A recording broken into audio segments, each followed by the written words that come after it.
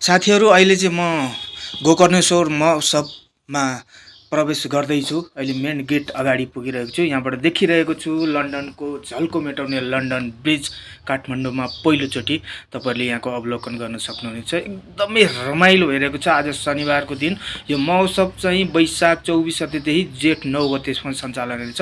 भित्र के छ म तपाईँहरूलाई देखाउने छु आजको शनिबारको रौनक। यहाँ देखिरहनु भएको छ तपाईँहरूले विभिन्न खालका स्टलहरू रहेका छन्। यहाँ सस्तो मूल्यमा लत्ता, कपडा, भाँडा, कुडाहरू पनि हैन सम्पूर्ण घरायसी सामानहरू सस्तो मूल्यमा खरिद गर्न सक्नुहुनेछ। तपाईँले देखिरहनु भएको छ। र यतापट्टि अहिले म चाहिँ महोत्सव स्थलभित्रै यस कार्यक्रम प्रस्तुता पनि हुनुहुन्छ गायक विनोद लामासँग भेट भइरहेको छ र उहाँसँग कुरा पनि कानी गरि पनि राखेको छु र उहाँले केही कुरा जानकारी पनि गरिरहनु भएको छ। भोलिको को आउँदै हुनुहुन्छ कलाकार भनेर पनि जानकारी गरिरहनु भएको छ र यहाँको माहौल पनि अवलोकन गरेर एकदमै रमाइलो भएको छ। आज विशेष गरेर धेरै राम्रो भएको छ। दिनले पनि साथ दिएको छ भनेर भन्दै हुनुहुन्छ हैन।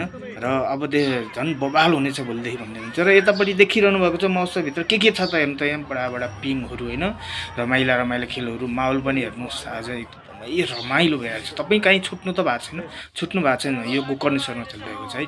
र यतापट्टि चाहिँ नारायण राईसँग ट्याक्कै भेट भयो अनि खाजाखाने कुरा पनि भयो, एकछिन हाँसी मजाक पनि भइरहेको छ हैन।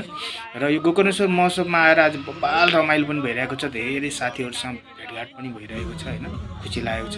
र यतापट्टि अर्को हेर्नुहोस् यहाँ एकदमै आफैमा जादुगर हैन, आफैमा कमेडियन राजेन्द्र गिरी गुन्द्रुकेको प्रस्तुति एकदमै धमाकेदार भइरहेको छ। म पनि मजा मानेर हेरिरहेको छु हैन। तपाईले पनि यहाँ देखिरहनु भएको होला, मजा मानेको छु। दर्शक पनि आज एकदम घचाघच दर्शक रहेको छ। र त्यो सँगसँगै अहिलेका एकदमै हैन चर्चित गायिका महेश काफ्ले, अस्मिता अधिकारीको प्रस्तुति पनि म हेरेँ हैन। एकदमै रमाइलो भइरहेको छ। तपाईहरु पनि आउनु होला, नछुटाउनु होला हैन। एकदमै रमाइलो भइरहेको छ। यो चाहिँ जेठको 9 गतेसम्म सञ्चालन गराउनेछ। र त्यो सँगसँगै यतापट्टि एकदमै चर्चित सेलो गायिका जितु लोप्चनको प्रस्तुति पनि एकछिन मजासँग हेरेँ हैन।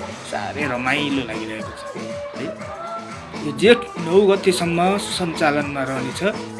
कतै तपाईँ त छुट्नु भएको छैन, छुट्नु भएको छ है फटाफट आइहाल्नु होला। एकदमै रमाइलो भइरहेको छ है गाइज गोकर्णेश्वर।